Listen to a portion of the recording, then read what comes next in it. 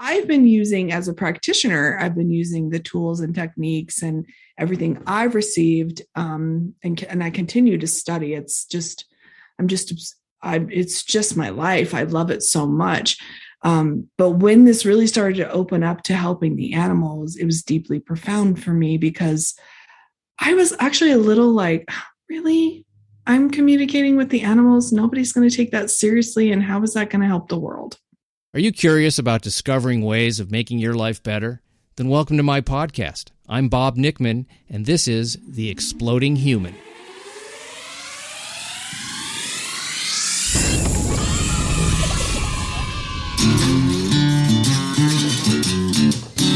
Listen in while I talk with all kinds of people in the fields of personal growth, health and healing, alternative therapies, psychology, spirituality, environment, and the future. I'm looking for those answers that make life better for everyone. You'll meet cutting-edge practitioners, doctors, artists, filmmakers, business people, and those who have overcome challenges. The brave, the curious, anyone who is out there helping us humans to explore, expand, and explode. Hey, welcome to The Exploding Human. I'm Bob Nickman. My guest today is KATHERINE O'SHEA from Soul Life Pet Services, and we're going to be talking about the connection between humans and pets.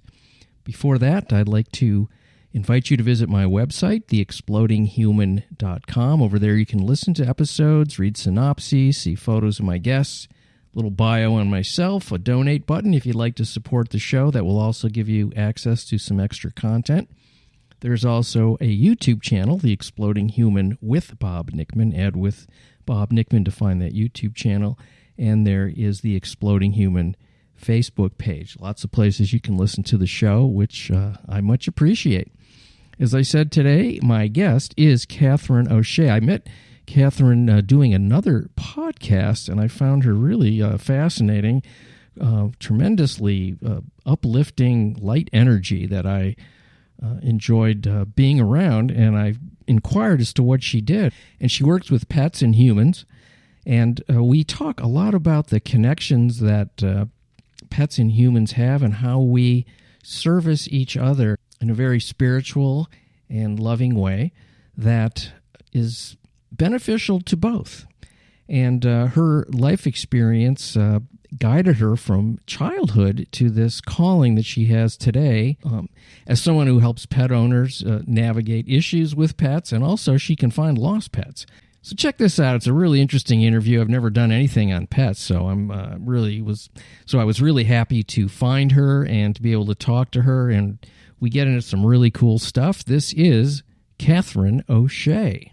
KATHERINE, thanks for doing the show. Hi, thanks for having me. It's great to be here. She's laughing because we were talking about her repairing a transmission. I told her I wasn't interested in talking about that stuff, but that's not why we're here. But she said that she would use some of her Taoist teachings and techniques to do that if she were to repair a transmission. But we really wanted to start off talking about pets, because you do a lot of work with pets and pet owners, obviously. Right. Because pets have to have owners or they're not pets. Right. They're just animals. I've learned also, as I do the work that we'll talk about a little bit today with the animals, it's actually really is like to bring whatever the human needs to the human, because that's just how animals are. They're just like, I'm going to even go out of my way and behave so badly so that my owner, if you want to call it that, can learn what they need to learn, or develop patience, or run into who they need to run into, or whatever it is. People have a very personal and beautiful connection to animals. And I certainly have had, a number of pets over the years, mostly dogs, but I've had, at one time in my household, we had 16 animals. We had 5 cats, 3 dogs, 3 bunnies, snakes, and I think 3 or 4 tortoises, all at the same time. Wow. And it was a lot of pet energy. And I have to, honestly, I liked the pets, but the maintenance was off the charts. And sometimes I would get annoyed, with having to take care of all of them at once. Right. But you can't not do it. You have to do it. Yeah, this is true. I'm trying to think of having that many animals. It was a lot. It would be a full-time job to take care. It's like a farm. It was a little bit like I used to say, I got to go do my farm chores. And between my wife and I, kids don't help at all. But, they only when their friends come over, they show them off. But other than that, it's really up to the parents is how it went.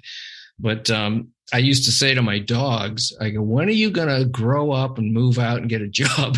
And so this is what I've learned from connecting with them. So I don't know if you want me to share about a little bit how I do that. Yeah. But they have such a job. I've learned that they really actually help us in ways that we probably don't even know and we can't see, or we may not ever know, or we might not know until they leave or until someone like me comes and is like, delivers a message about that. And it's on that level, that we've chatted about before of frequency and vibration, and this idea that we can connect on a level that we can't see.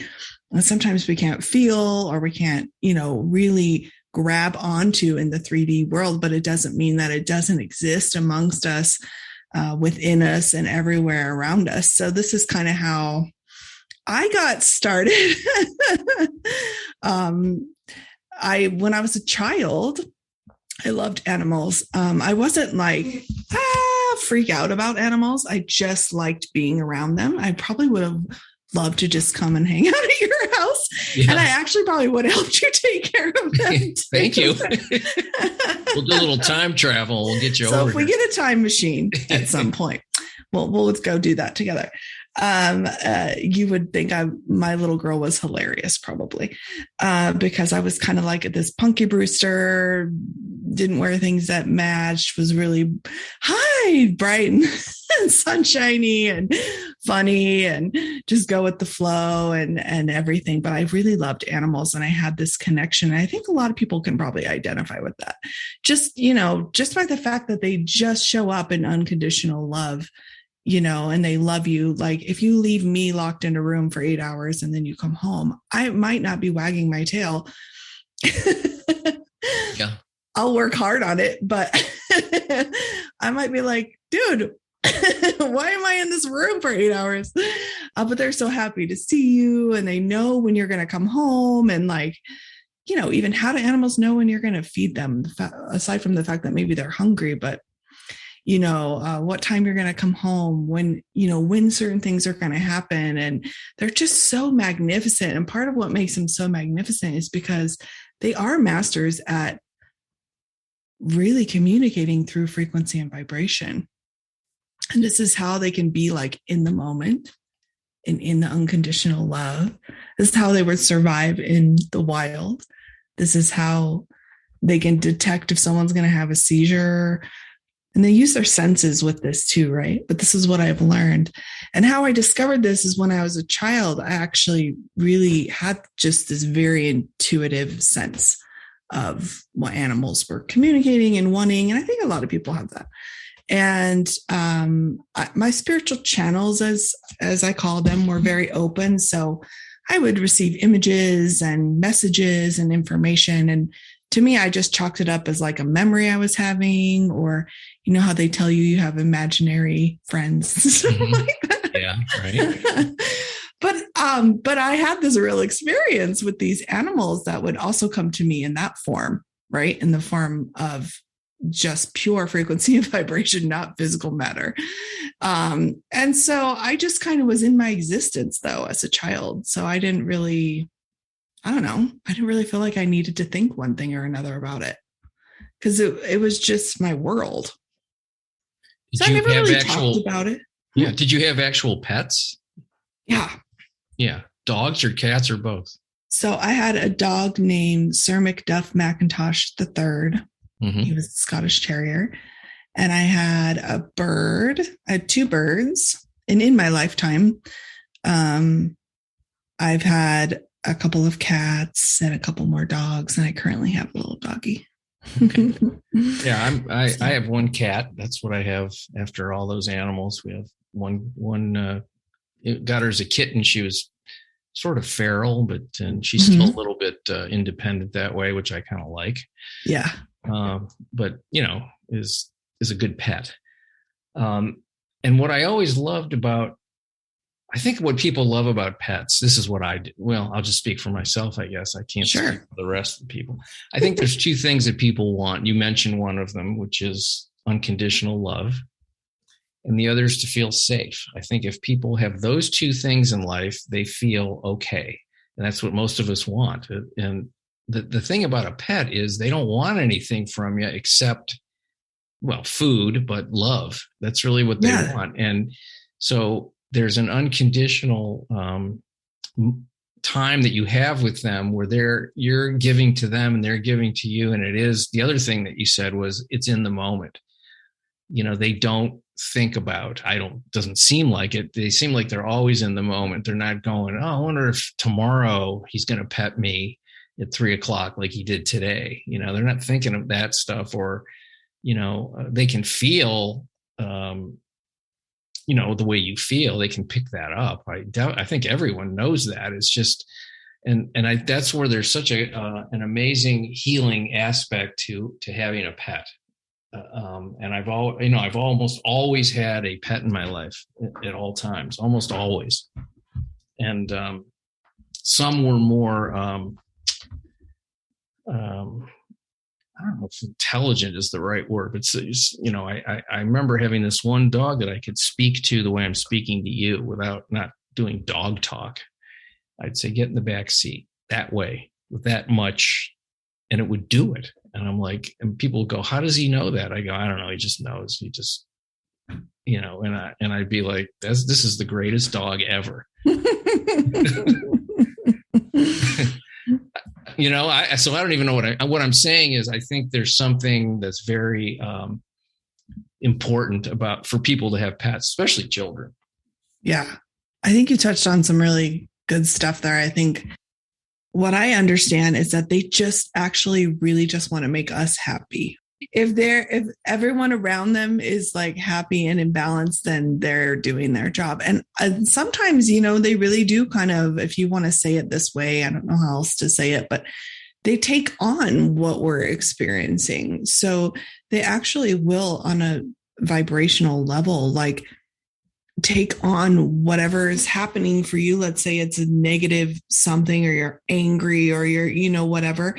They'll actually try to take that off of your vibrational field, and they'll try to, how they do that is they just love you unconditionally, or they lick your face, or they make you laugh, or they do something silly, or they comfort you, or or they rip up the trash and really just let you go there until you break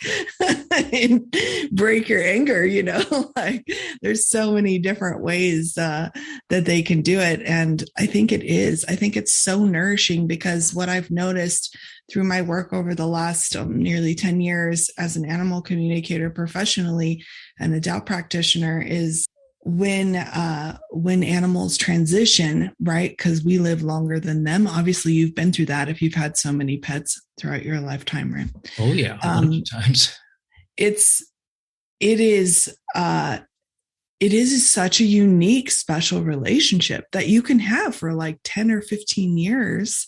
That's like, just there's an understanding, there's a different way of communicating, there's this unconditional love, there's like so much that they teach us. And just simply by them being in the moment and loving and being unconditional in that, I think it teaches us wisdom of the heart that we might not know otherwise. It's very different from like a human relationship that we have, where we go through arguments or we learn in a different way, right? Or like there's all this stuff we have to work out and everything. It's just totally different. It's a different relationship. It's very unique. Yeah, it's very simple and it's very pure. And there's not a lot of demands or expectations from the other one to the other, but going either way. With people, it's well, you need to do this if you want me to like you, and right. There's conditions. Yeah. And I don't expect my cat to give me a compliment when I put on a new shirt.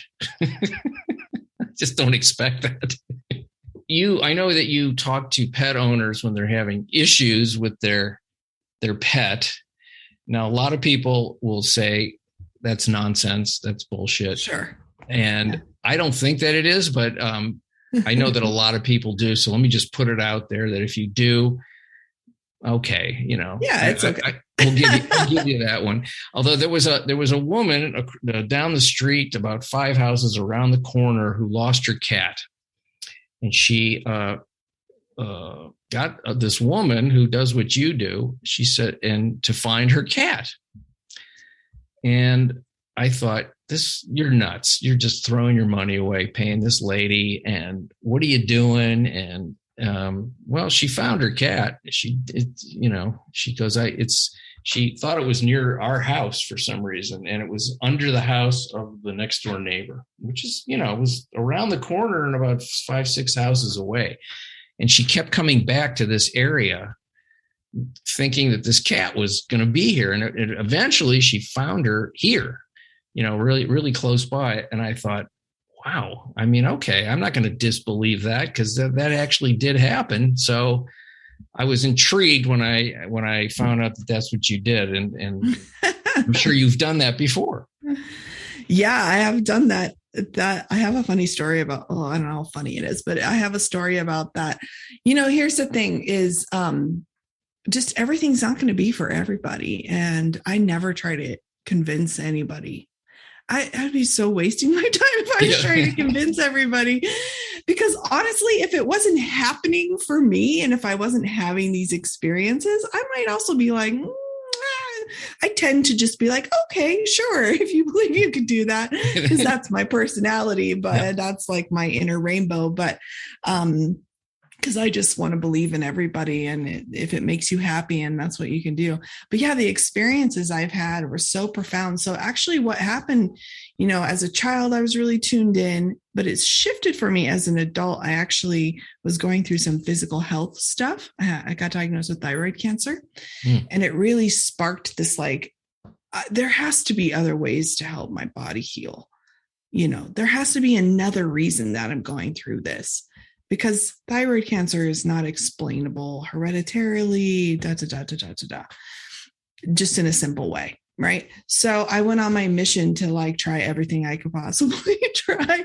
And some things, they helped a little in some way, but then I found, Tao healing, and I started to heal myself, and really evidentially, my need for medicine reduced, which does not happen when you don't, because I had my thyroid removed. And I went through the whole treatment and everything, Western medicine style. So there's no reason for that to happen after nearly almost 7 years of not having a thyroid and really suffering emotionally in all the kinds of ways. And anyone who has a thyroid issue, which is half of America, that's not a fact, but a lot of people. Yeah. I think it's 1 out of 5 or something that. It's a lot. And I've known too pretty well. Yeah. Then that having any emotional imbalances, having emotional balance and feeling relief from that is really amazing. It's a breakthrough in that condition.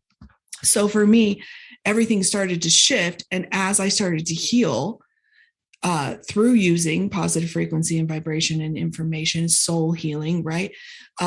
This ability really stepped forward. It just popped out of me this in a much deeper and more, I guess, pure and just really detailed way.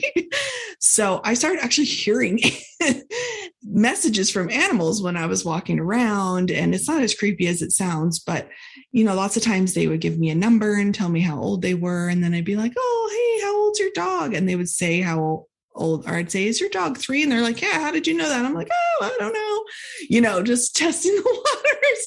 And then I got a dog, and he really taught me so much, and he started to communicate with me, and I started to experience it in a different way. I did have this experience. I was living in Hawaii, which is where I studied healing. And I was riding my bike. I had lost my wallet, and I was kind of Okay, I'm sunshine and rainbows, but there's storm clouds and you get irritated. There's yin and yang and everything, right? You're not going to be one way all of the time. There's within everything, there is something else. So I was a little bit borderline, like, oh, this is kind of like, I lost my wallet. That's really inconvenient. So I was like, all right, I'm going to retrace my steps. And I rode my bike. It was like 10:30 at night. And all of a sudden there's this lady in the middle of the road, like waving her hands, and it was dark. And she's like, this other person is like chasing this little dog around. And she said, can you help? And I was like, okay, sure. And I got off my bike and the dog came right to me. This dog that they were chasing, trying to catch, came right to me. And I could tell that she was blind. You could just tell, and then probably deaf. Just what I heard. And I was like, okay. She let me pick her up right away. And they said she's lost and we don't know where she lives. And, obviously she was old and she was blind and she was little and she was just like running around. Scared. And yeah, she was just like, but when I picked her up, she was just like, hey, yeah, okay, can you take me home? And I was like, silently, obviously, I'm not just starting to talk to animals in front of these people that don't know me. I mean, you have to be responsible. Yeah. So she told me exactly what house she lived in. She showed me an image of it and said, over there across the street on the left. Okay, so realistically, dogs to left, right. I mean, but she's, this is communication. This is so I could understand what she was saying. Right. So I looked at this house and it was like kind of dark and there wasn't access to the front door. And I'd have to walk through this like carport. And, at this point, I'm like, okay, I mean, if that's where you say, I had to really like trust that was real. Right. So, I walked over and across the street and down 4 houses and to this house, and I knocked on the door, and the people said that they would watch out for me in case something happened. And at this time, I'm like, I'm an animal communicator and I can try to help this dog. That's all I told them. And they were like, oh, okay. And so I knocked on the window and it was kind of sus. And finally, anyway, this guy barely opened the door like this. And I said, I think I have your dog. And he was like, what? And I was like, I think I have your dog. And he was like, oh my gosh. And it was his dog. Mm. And he said, I have no idea how she got out. And how did you know where she lived? And I was just like, oh yeah, okay. It was early days and I wasn't as confident in saying, I was being shown how it could be helpful and how it was really real. How this way of communicating, this is like how I liken it to. Obviously for me, it's heightened, right? And it's really heightened with animals for me. It's not the same with people for me. Mm-hmm. I can go there. I can intentionally do it with people and, beings of light and stuff, because I've practiced and trained and studied and purified to do that. But the animal thing was more natural for me. So that's what I kind of specialize in. Right. So I forget where I was going just then. Well, we were talking about the wallet. I thought maybe the guy had the wallet too. No, he didn't. No, but that's why I lost my wallet, right? So I could help this dog. Yeah. That's what I think. Exactly. And I was like, okay, wallet, whatever.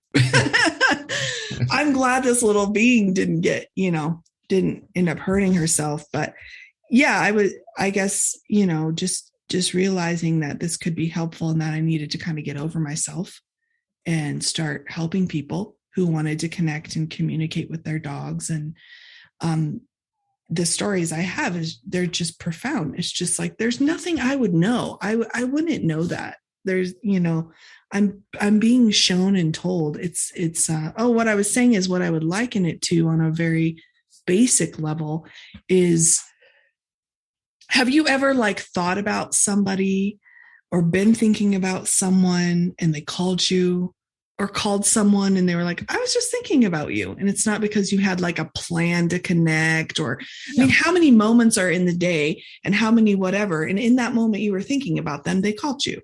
All the time. So there's a connection that we have. Yes, all the time. So, it happens all the time. Every week right. it happens. Yeah. So in the quantum field of everything and everyone, we are sharing information and we're receiving and reacting and responding to that information, whether we know it or not. And some people who are empathic or more sensitive to feeling that actually have those feelings and those senses. And when they act on them, right, it's like, whoa, that happened, So it's similar to that, except for it's obviously intentional. And it sounds like you're able to focus that ability in that direction and be really successful at it because of the the training that you've had plus the experience. Yeah, the healing. I think if I didn't go through that healing for myself,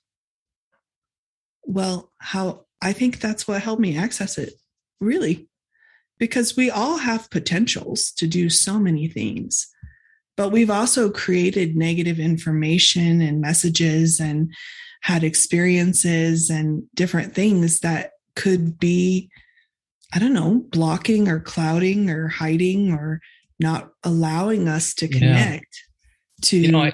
I used to wish I used to wish when I was a kid that, I didn't know you could talk about this stuff, for one, because nobody did. We're doing it. We're doing it now. It still feels like a little scary, and it's because you weren't allowed to. So I'm going to tell you this story. I had a bit of a photographic memory when I was a kid, and I think a lot of children do. So when I would take a test, I would close my eyes and I would reread the page that had the information, and I would do well on tests. And this friend of mine goes, "How do you do so well on tests?" I said, "Well, you should just do what I do, which is you close your eyes and you reread the page." And he goes, "What are you talking about?" I said, "You can't do that?" And he goes, "No, I don't even know what you're talking about." I said, "Well, I close my eyes and I can see the page again. It's not perfect, but it's enough that I can." And he looked at me like extraordinary, by the way. I guess. I don't know. At the time, I just thought everybody could do it because nobody. And I remember thinking, he kind of looked at me a little bit, and I was sort of happy that I had this thing, but I also was like, keep this to yourself. Don't tell anybody. Now, if schools were, really schools and where adults were nurturing children's abilities, and then that could have been tested for somehow and picked up on and brought forth, and it's gone away. I don't have it now. Or just like allowed, like even if there is just space for you to say, this is how I do well on tests, chances are there's probably, if you would have been supported in that, who knows? Well, I remember this other kid did not do well on tests. And the teacher called him up to the front. She drew a letter. It was like the letter E. She goes, "Draw this letter like you see it." And he drew it backwards. He was dyslexic. He was the most brilliant artist, an absolute, gifted, and he became an artist in life.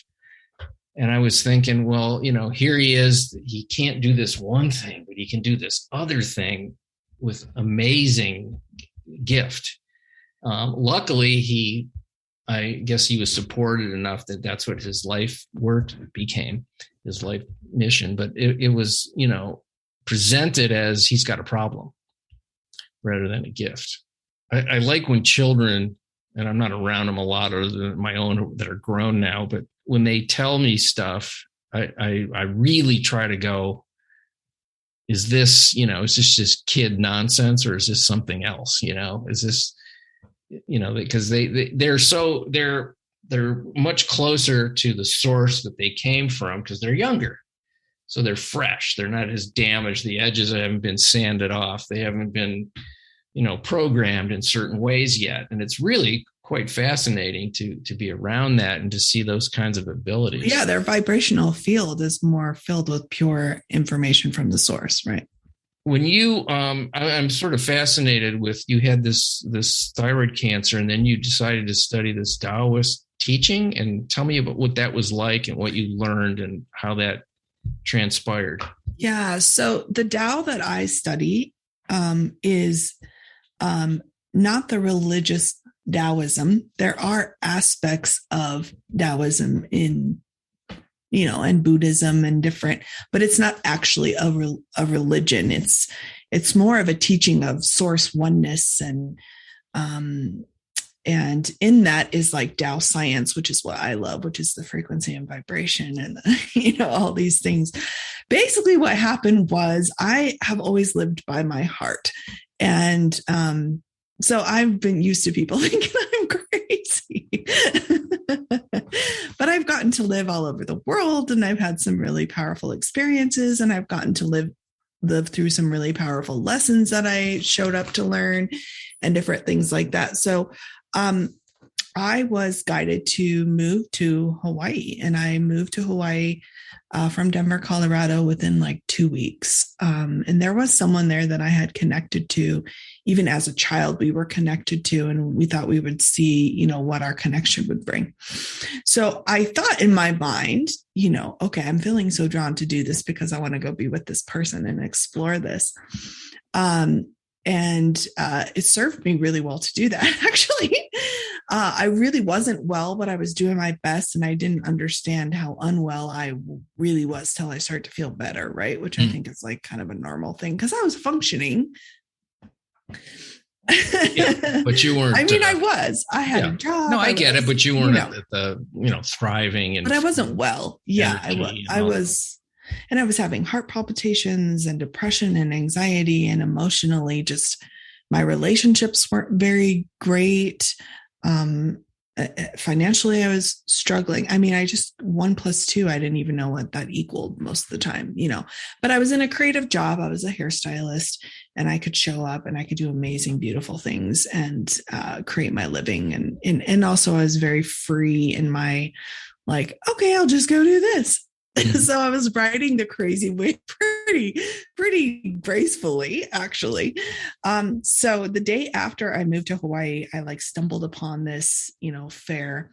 And the thing is I have always been connected to the magic in the universe, or whatever you want to call it. When I was a kid, I loved going to church because my spiritual eye was open, which a lot of kids do experience. Even you being able to photograph memory, that it could be a level of that spiritual channel being open to you, showing you. It's like recalling that information. I've never been able to do that ever in my life. That is extraordinary. Most people listening to this are probably like, wow. And some people are probably like, wow, I could do that too. Yeah. So, or they think I'm making it up. Or, yeah. Anyway, they want to choose is perfectly fine. But, so I loved having this connection and this experience. And then when I was a teenager, I had some, negative experience with some, religious authorities. And I was just like, all right, I'm done with that. I'm just going to believe in the universe. And so then that was my thing. And then when I was in Hawaii, I ran into this fair. So I was interested in it, but I had no awareness really of my capabilities, although I did, when I was living in Japan, get a message, and suddenly I woke up and I was like, I have cancer in my throat. And then my roommate was like, we had the paper walls. He's like, what are you talking about? It's like 3 a.m. Because I just shouted it out, and he's like, crazy American, whatever, So when I was diagnosed with that, I was like, oh, well, I guess I kind of knew that was going to happen. And so anyway, I ended up being in Hawaii and connecting to this. And I thought, okay, I was on a search, right, for healing and stuff. So I received what they called a blessing from these people who were there just offering love and service in a non-religious kind of way, which was very appealing to me at the time where I was at. And so I thought, all right. And I felt something, but mostly I just felt like it's so nice for someone to just take time to, he sang a song to me, and it was really beautiful. So then I kept getting emails about this center because I signed up because I wanted to learn more. And then eventually I did go. It took me a couple years, actually. It took me completely breaking down, being on my knees, being like, okay, I'll do whatever you say. Because I was in so much suffering, really. And so then I started going. They had free, you could just come for free, and doing these classes and teaching these ancient techniques of like the near hand, far hand healing, and doing these certain chants that carried a frequency and vibration, and doing self-healing techniques, the soul power, which is like, I learned that soul is spirit, but it's also like, it's information, it's messages, it's your field, it's your consciousness, it's your heart, it's like all these things.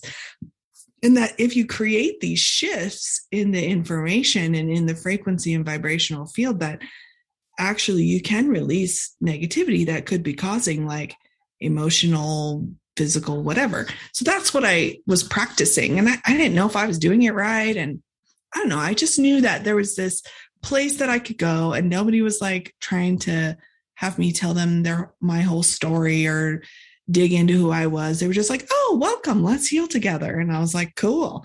So, and I was in Hawaii, and it was awesome. And everybody had their own thing that was going on and that they were working on and that they were healing. And it was so supportive. And it also opened, no pressure for anything. It's just like very, very Hawaiian, like very, aloha. It was very welcoming. And I didn't know anybody there really. And I didn't have family there, and I was a mess. So I gravitated right to that. And then I started feeling better. And then when my need for medicine decreased and all this stuff started transforming in my life and all these things started happening, I was like, I want to practice this.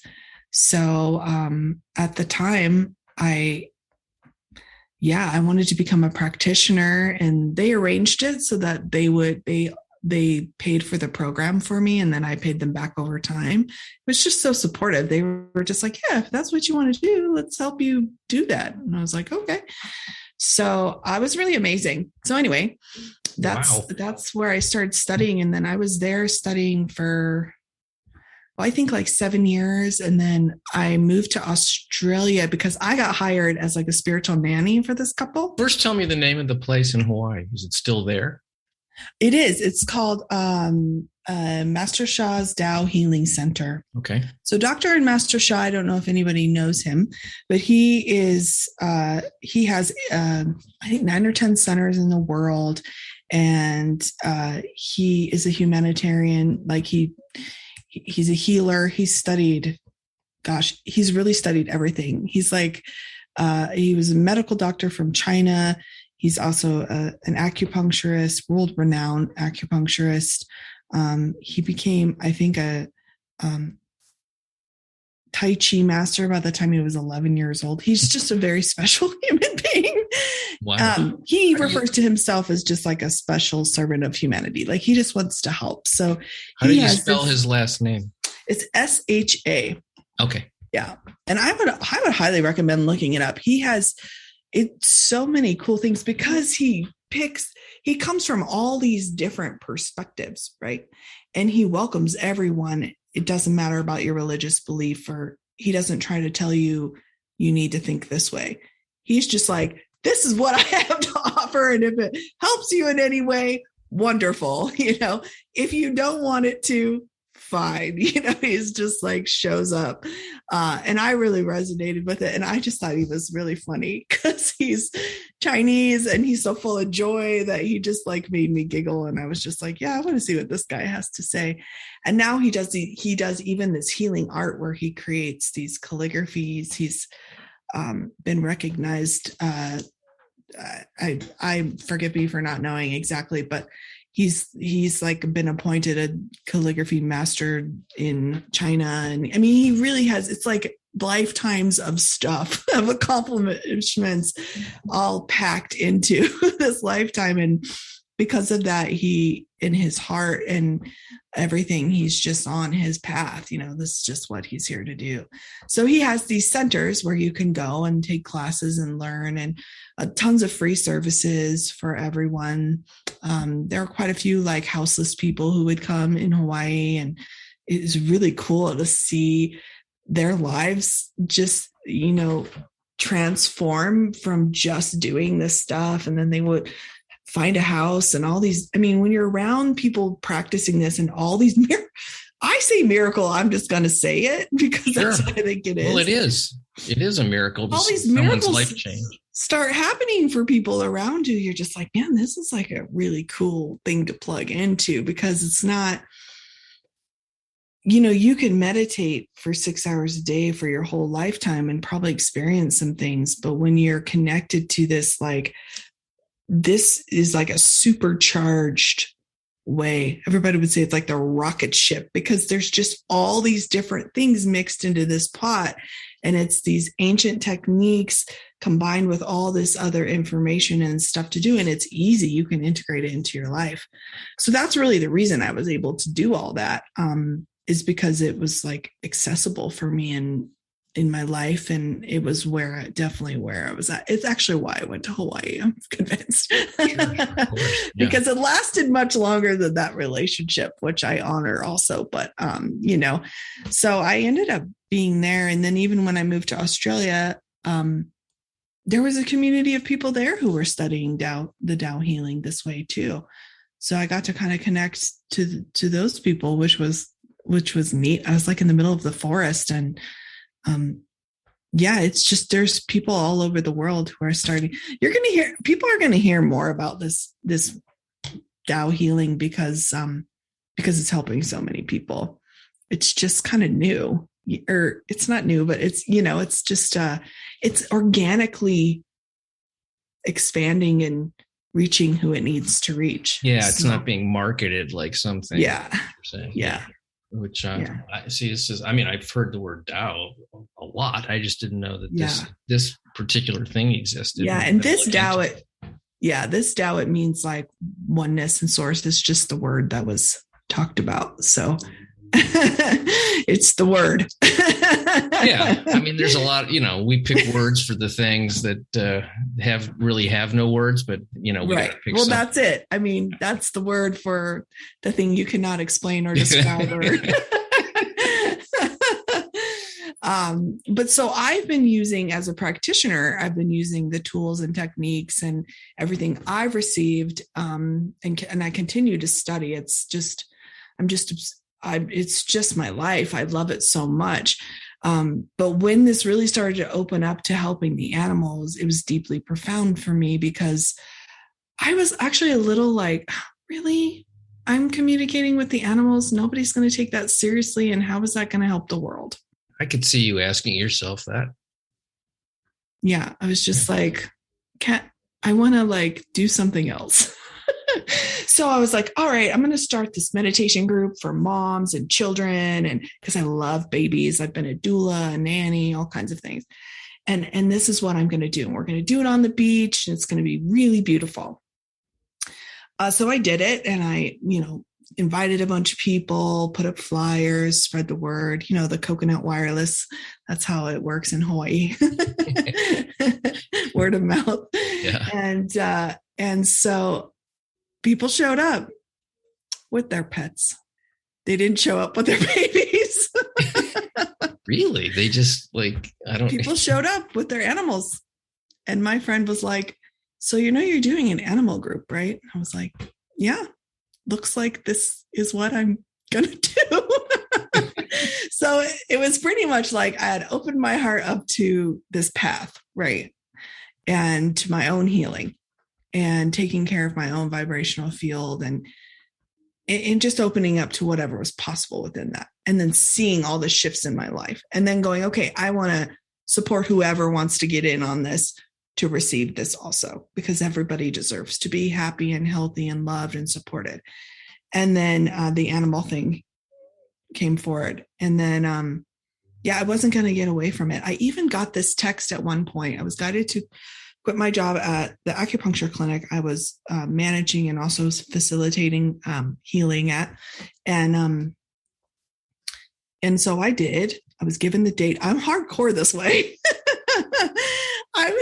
I was given the date in my channels. And so I said, okay, then that's it. I'll put in my thing. And then I started to have some doubt, and so it became a little more challenging for me because I created that.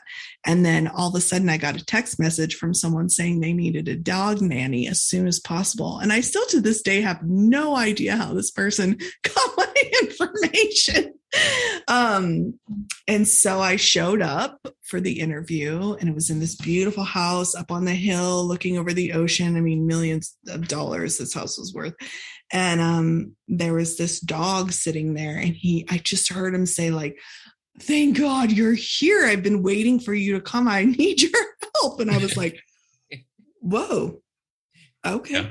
He had like a lot of medical issues, and they weren't gonna just put him to sleep. And I don't say that with any judgment. That's just not what they wanted to do. Yeah. They wanted to try to help him. And so this is where I came in. And then so all day I was just hanging out with my dog and other dogs and doing chanting and offering blessings to this dog and working on my communication and doing the best that I could. And I don't really think they knew what they were getting into when they hired me, but I met him. I went home and I did my thing every single day remotely for this dog. And by the time I came to start work after the weekend, they had hired me.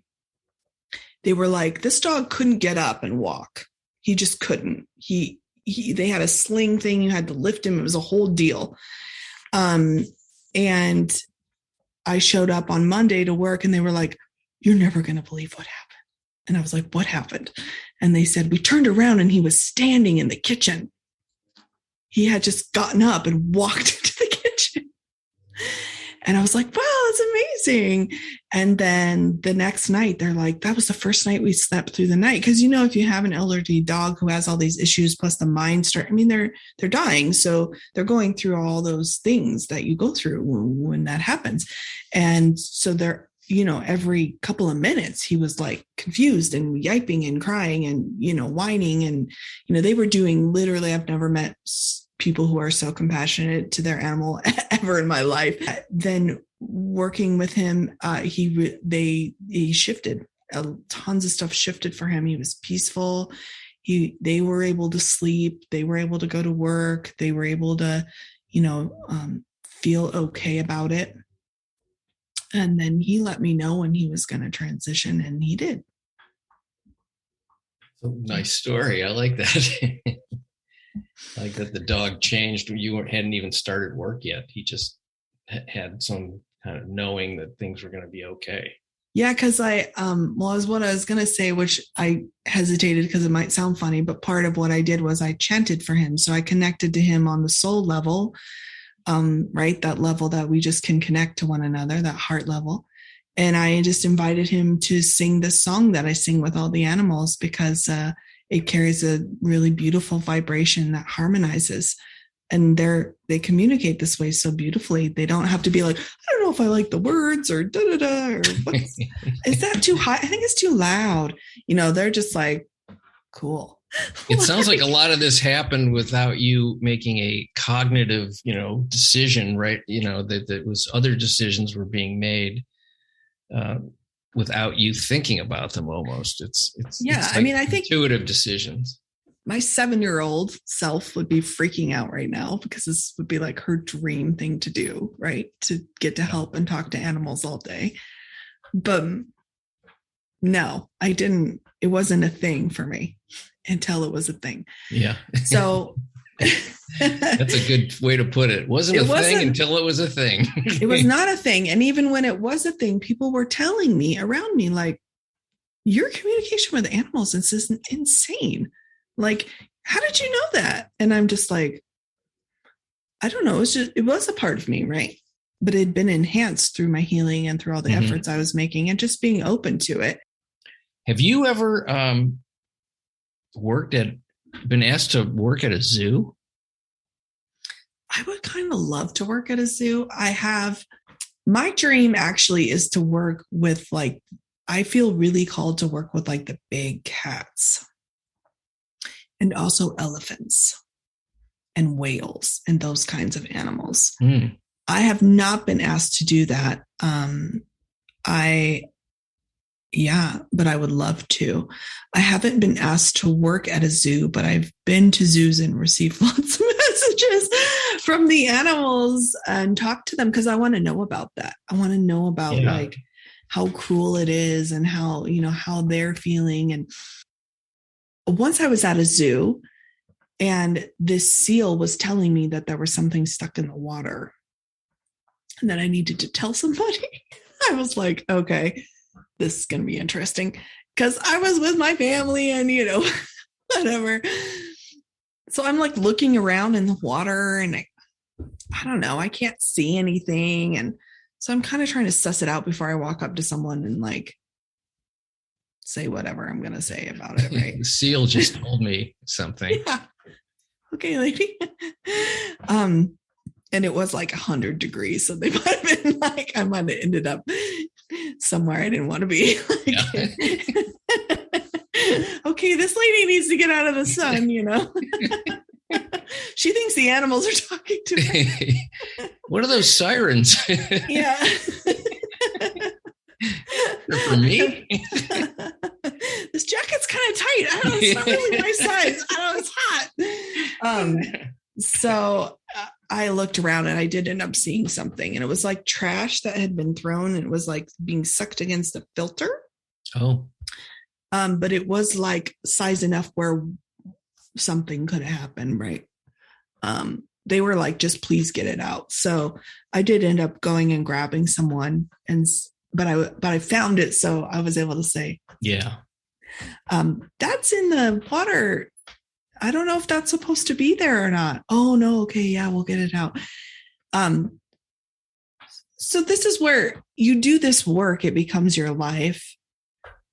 You don't always, I'm not looking for recognition that's not what it's about. So if I need to be quiet about it, fine. I always say I'm on the side of what works.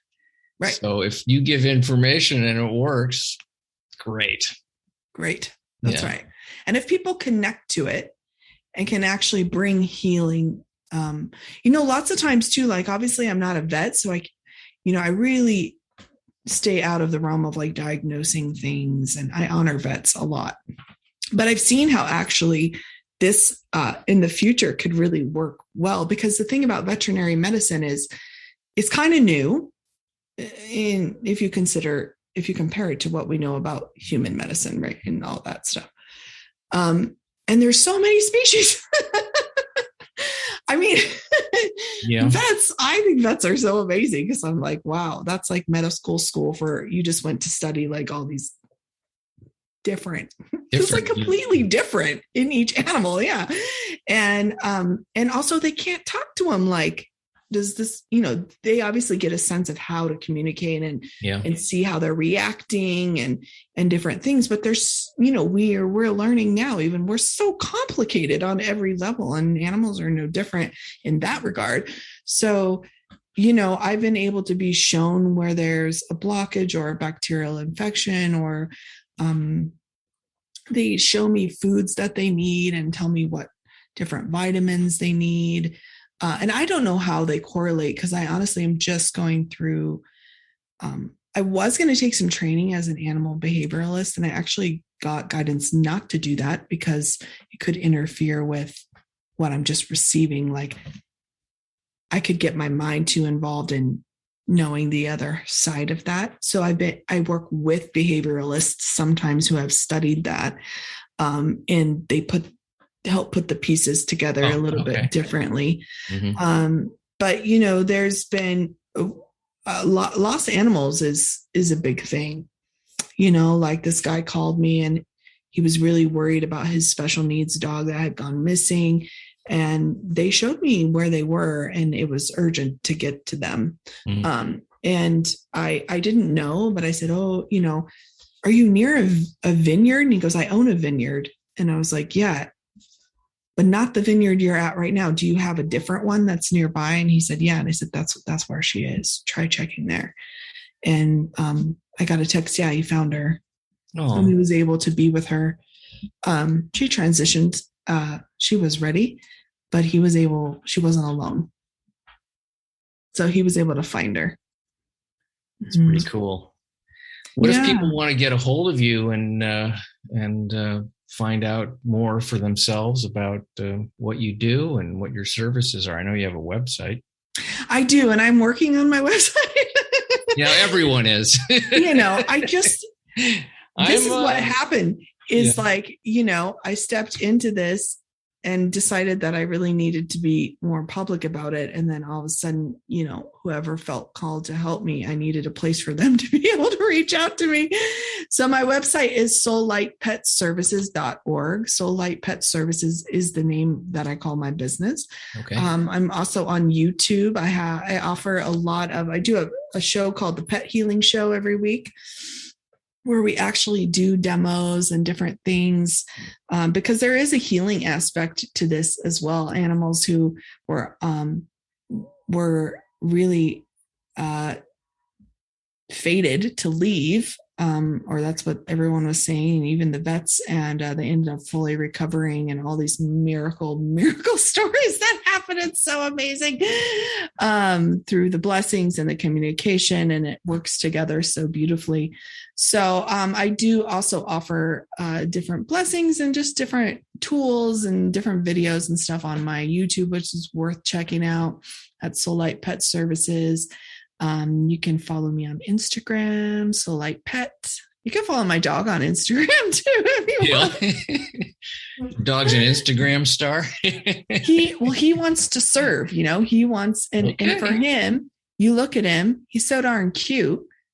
He just makes everybody happy. Thanks so much for being on the show. It was really delightful. We got into some stuff I didn't know we were going to get into, which is good. Yeah, which is always fun for me. I just think it's the underpinning of a spiritual aspect to this stuff is always, my favorite discovery. So thank you for sharing that and your journey and all your challenges that you've surmounted and are still surmounting, as we all are. Yeah. And the other thing I just want to add, if I can, sure, is just for people to start thinking about, whether what I've shared today resonates with you or whatever you think about it is perfect for you. But the one thing I think for us to all start to consider opening up to and exploring is that everyone and everything has this purpose, this service, this is, like you said, connected, brings this source presence, and animals and their unconditional love really, really display this and teach us this. They teach us that connection that's deeper than what we can see or feel or hear necessarily.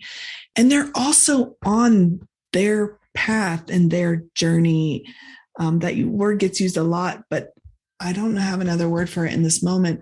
But they are also learning what they need to learn and doing what they need to do. And they are going to go through their challenges and their sufferings and their different things, because they also signed up to come here and do this in this way. And so any way we can help them, whether it's physically or spiritually or however you're open to it, I really do feel that calling. Obviously I feel it. That's just the number one thing, is I just want to help all the animals be able to also ascend and learn their lessons and be happy and healthy and heal and be able to serve more and more. And you never know what your abilities will be, really. Just keep focusing on your connection, bringing health and happiness to your heart. And if there's something that you've been afraid to try, but you've always wanted to, just do it. Good point. Just do it. You can do it all alone, silently in a room. Thank you so much. Have a beautiful day. Big thanks to Katherine O'Shea for being on the show. And I hope you guys check out her website. And also check out my website, theexplodinghuman.com. The YouTube channel, The Exploding Human with Bob Nickman, and The Exploding Human Facebook page. Much appreciation for all your support, and hope you have a beautiful day. Thank you.